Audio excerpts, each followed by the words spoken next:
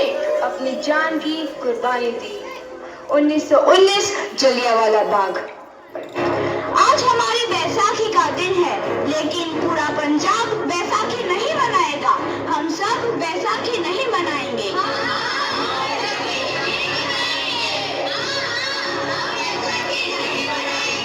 जब तक हम अंग्रेजों को भारत से बाहर नहीं निकाल देते, पूरा पंजाब बैसाखी नहीं मनाएगा। अच्छा, तो तुम सब हमारा विरोध करता है, भाग जाओ यहाँ से। इसका अंजाम बहुत ही बुरा होगा। हम नहीं जाएंगे, तुम लोग जाओगे। हमें नहीं, तुमको भारत से भागना होगा। Soldiers fire!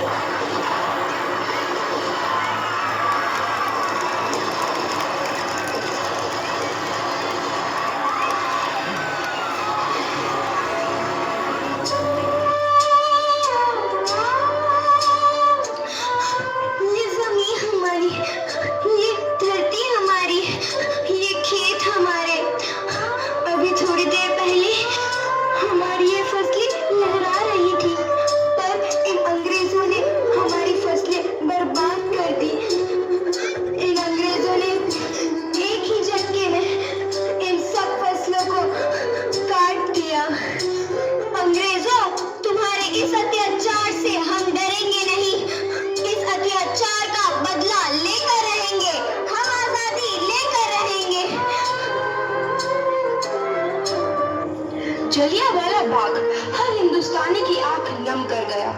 इस कांड में कितने मासूमों की आहुति चढ़ गई। इतनी हैवानियत से इंसानियत कत्ल कर दी गई। जलियांवाला बाग के हत्याकांड ने आजादी की आग में घी देने का काम किया। मासूम औरतों, बच्चों की दर्द भरी चीखें और सिसकियां इनकलाब का गूंज बनकर उभरी।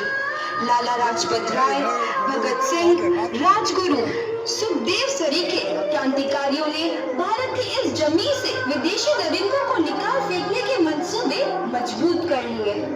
8 अप्रैल 1929 लाला लाजपत राय के नेतृत्व में साइमन कमीशन के खिलाफ एक भारी जुलूस निकाला गया। Simon commission, Simon commission, Simon commission, Simon commission, Simon commission, Simon commission, Simon commission, Simon commission, commission. बेवकूफ इंडियंस, तुमको हमारी बात समझ में नहीं आती। Stop this. साइमन कमीशन नहीं मानता। आई से स्टॉप दिस। लाला जी, आप आगे बढ़ो, हम आपके साथ हैं। लाला जी, संघर्ष करो, हम आपके साथ हैं। लाला जी, संघर्ष करो, हम आपके साथ हैं। लाठी चार्ज!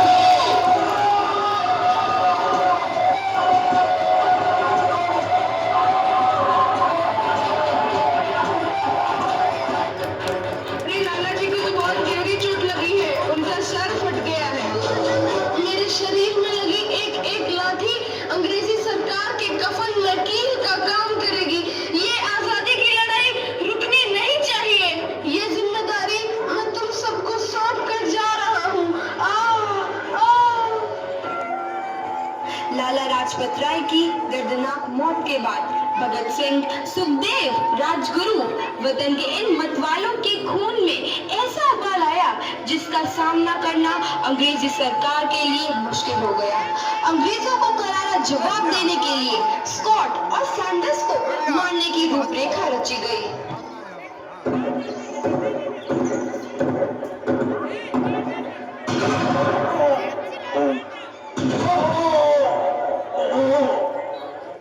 सैंडर्स मारा गया।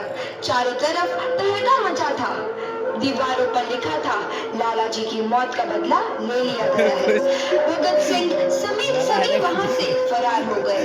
8 अप्रैल 1929 दिल्ली में ब्रिटिश सरकार की सेंट्रल लेजिस्लेटिव असेंबली की बैठक में 2 बम धमाके की आवाज सुनाई दी।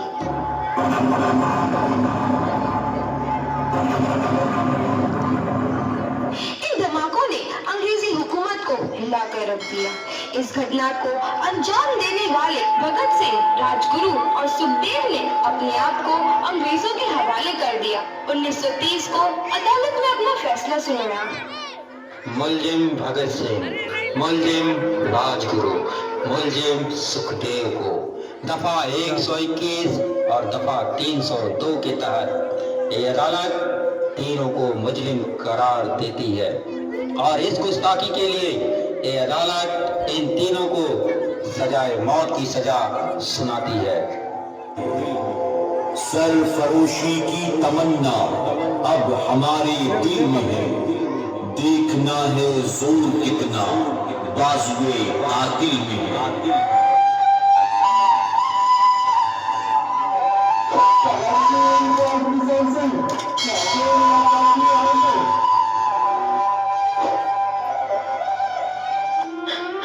पुत्र की हाल है तेरा?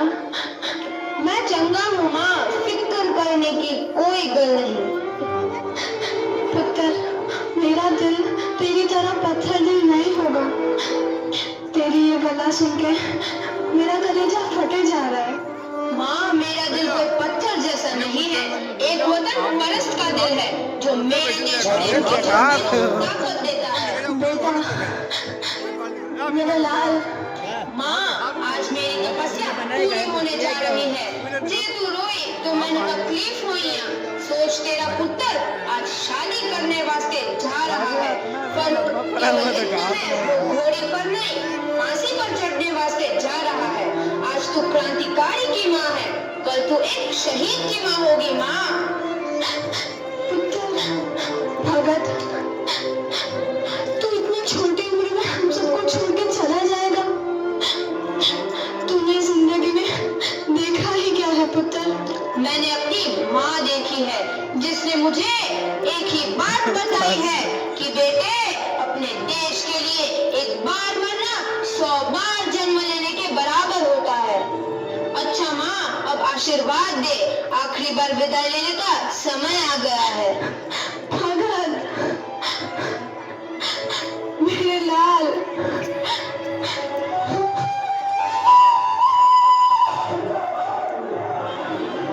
भगत सिंह, तुम्हारी को आखिरी ख्वाहिश? हमारे हाथ खोल दिए जाए। हम तीनों दोस्त एक दूसरे से गले मिलना चाहते हैं, उनके हाथ खोल दिए जाए।